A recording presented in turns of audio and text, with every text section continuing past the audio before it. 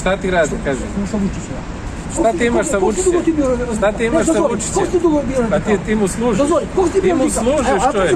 Pa ti mu služiš. A koja je tvoja uloga nego da kvariš konferencije? Zašto ti boriš? Zašto ti boriš? Šta? Za koji? Za koga?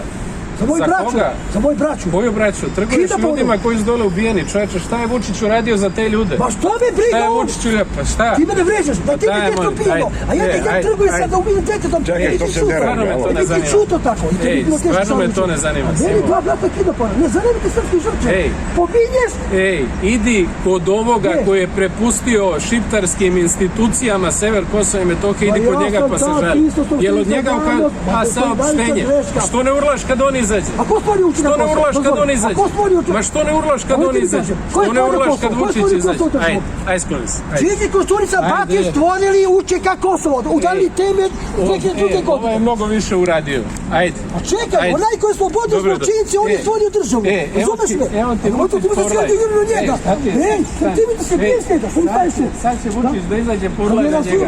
Evo ga šiptarsku policiju odlikuje. A sam čuto za vreme Tadića. Ajde, idemo.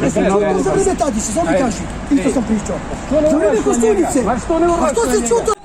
To se treba predmeti. Moja sam govna. Što nisam zavrijeđen jedan Nova S divizion rekao. Šarović, žuta bagra.